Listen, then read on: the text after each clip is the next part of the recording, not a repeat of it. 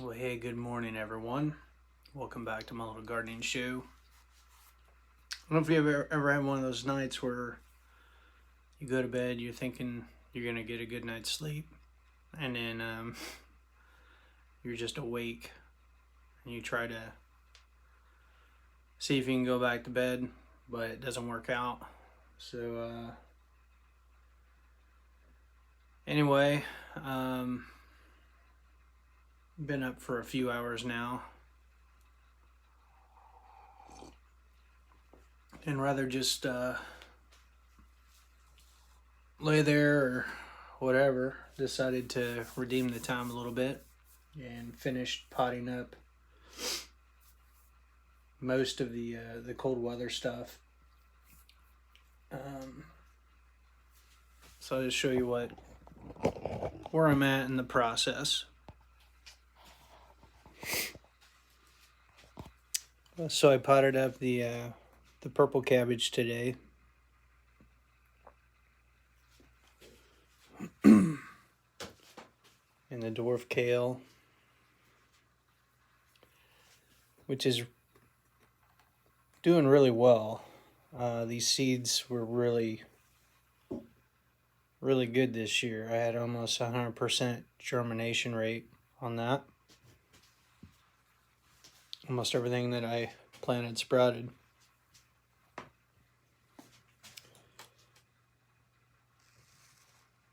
At this point, a lot of the brassicas look the same.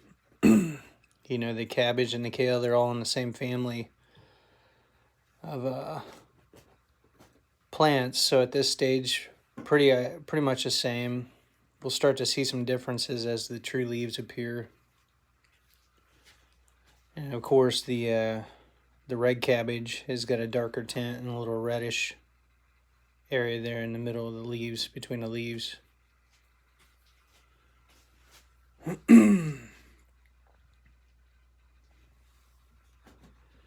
These are looking real well. Now again, when you first transplant sprouts, initially they're going to have a little bit of transplant shock, and it's going to take them a few days to get acclimated, to adjust, and to start growing. So 3 of these trays, the 2 that I just showed you and the ones to the left of the peppers, the last tray on the end, they've all been now in their pots for a couple days, and they're really starting to take off. The leaves are starting to get bigger. We're starting to see some true leaves.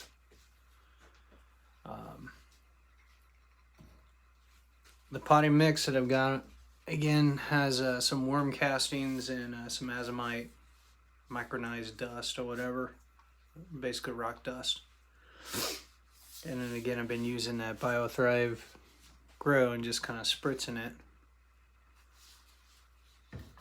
giving it a little drink.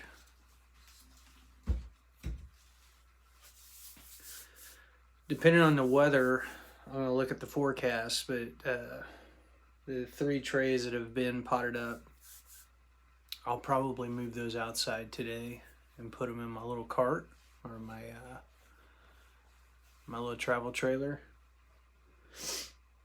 And then the other thing here, I took the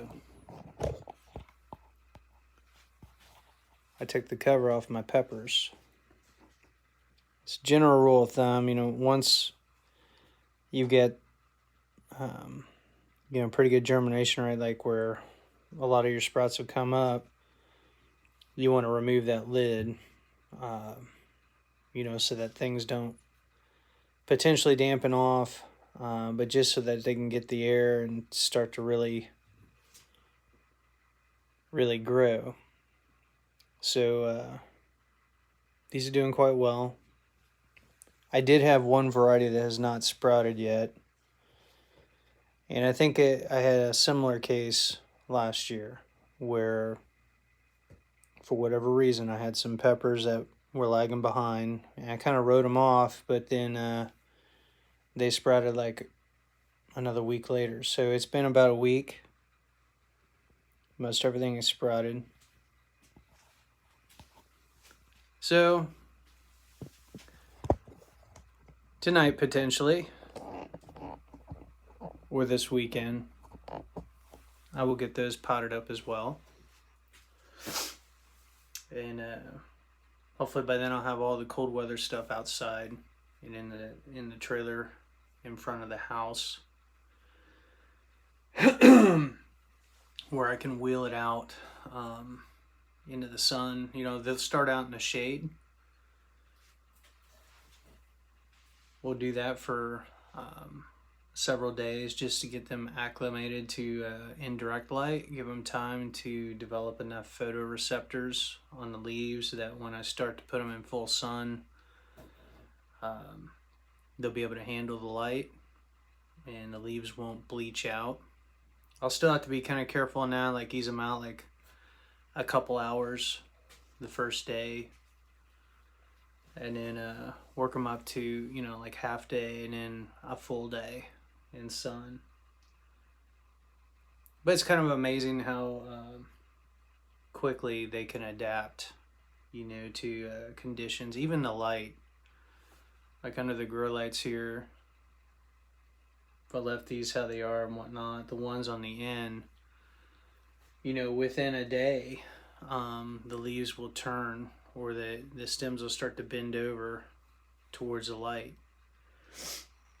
They're fairly responsive, you know, as they're trying to take in, you know, take in the light, nutrients. They want to grow, which is a good thing.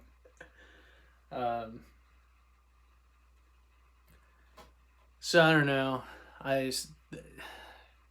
One thing that's cool about starting seeds and looking at all this is that there's so many like practical applications to life.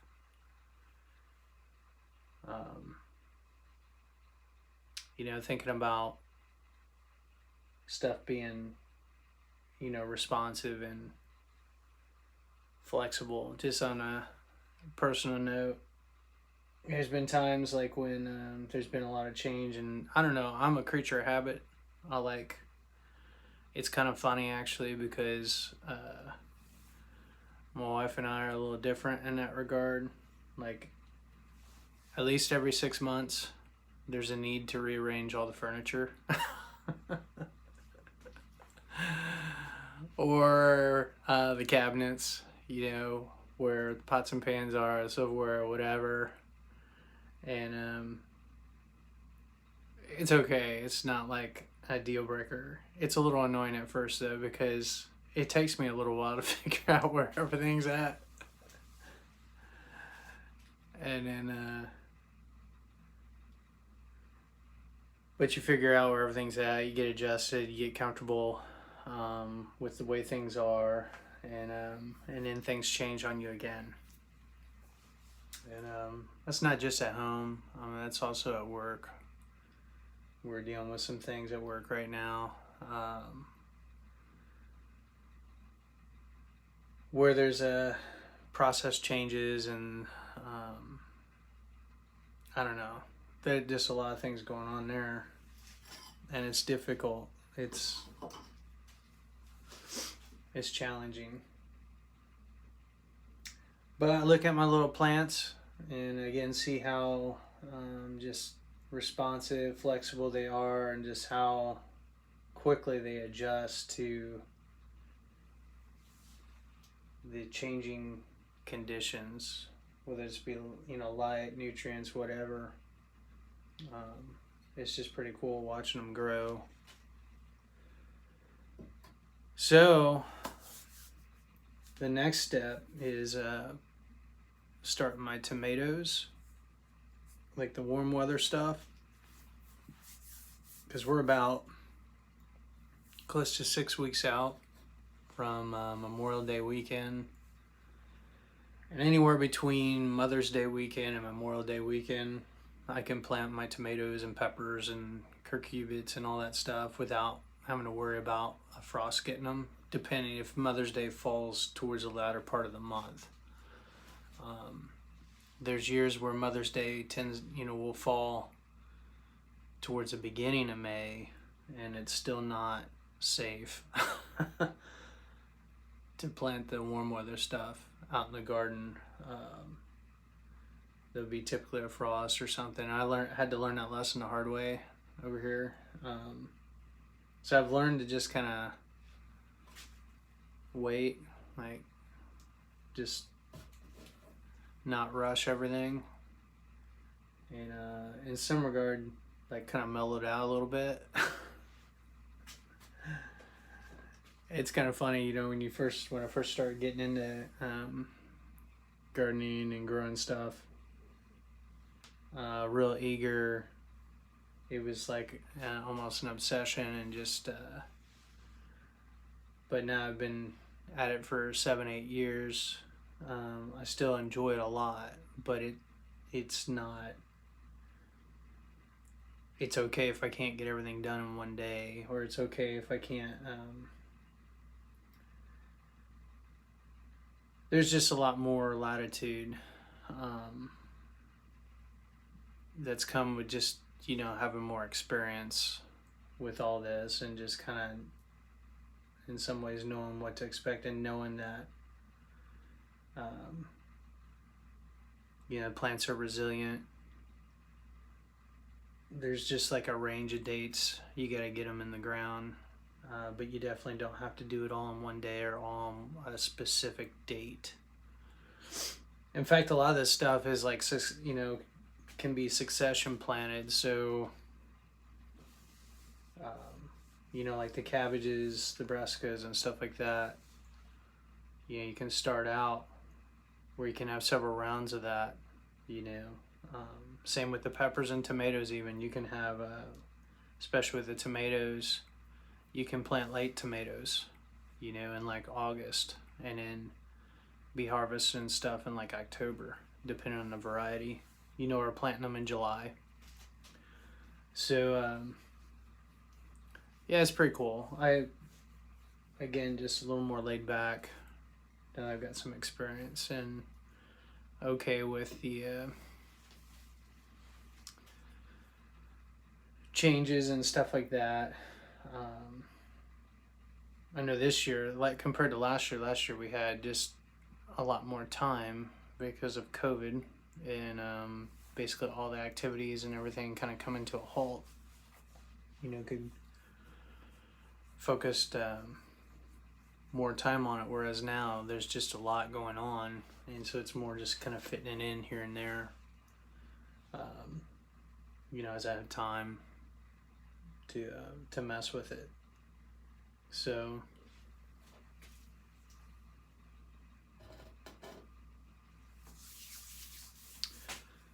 is there anything else?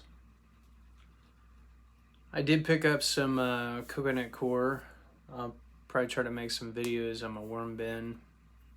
It has been going successfully for the last year, though I not been super consistent on feeding them, and so as a result there aren't as many worms in the bin, because the worms will self-adjust. You know, like the more food you give them, you know, the more worms the bin can support, and the worms will multiply accordingly.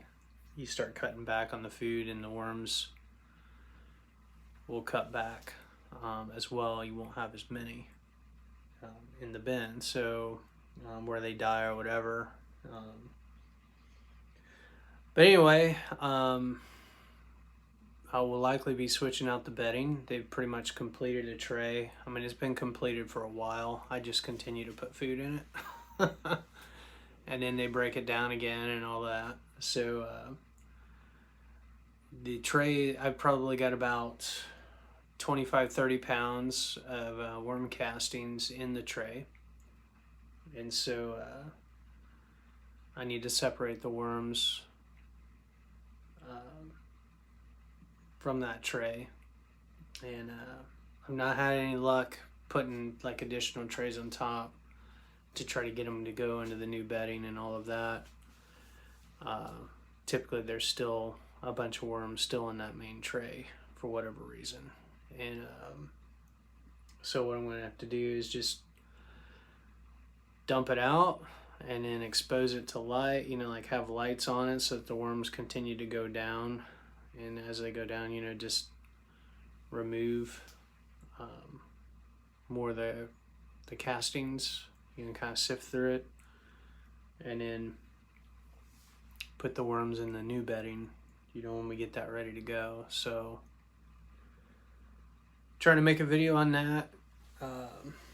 Next week my brother will be in town and be hanging out with Dad, and I think he's going to help me. We're going to probably make some videos on how we go about laying out the garden. Right now everything's still under a pretty thick layer of leaf mulch. Got about a foot of leaves. They're spread all across. Just kind of sheet composting right now and serving as a cover and all that good stuff. So likely the garden's still pretty wet. There's probably a lot of moisture that's still been retained. So the first step will be to mark out our beds and then remove, pull back that cover to expose the ground, kind of see what we're dealing with, and then put any amendments we want as far as fertilizers or compost or whatever, and then plant into it. So we got that, and then I need to order some onion sets yet. Haven't got that done. So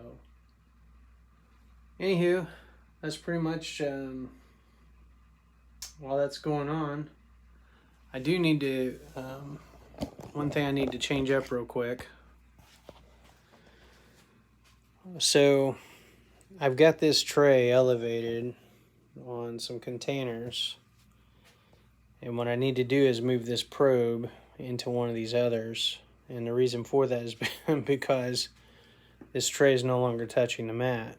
So literally this thing would keep running, and what would end up happening is, it'd be running probably like 95 degrees or whatever the max is of that mat, as it's trying to reach temperature.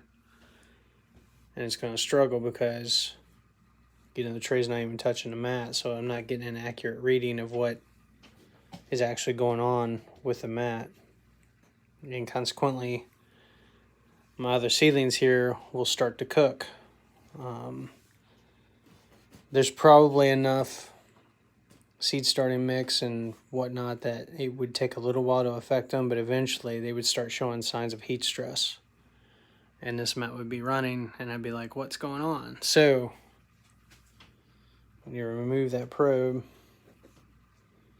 and put it in one of these other containers. We'll just put it in the center here and kind of put it down fairly deep.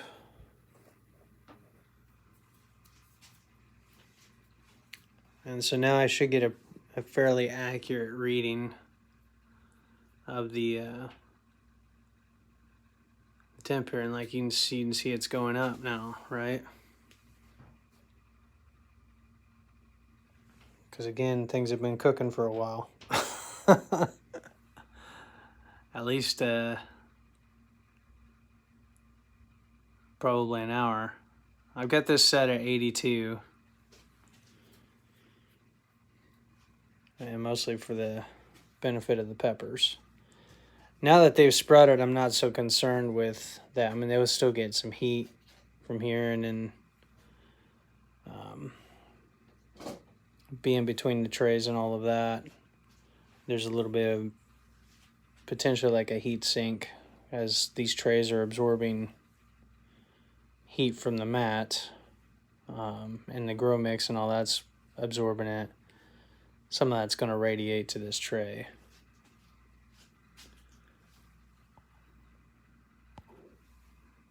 All right, well, need to get ready for work.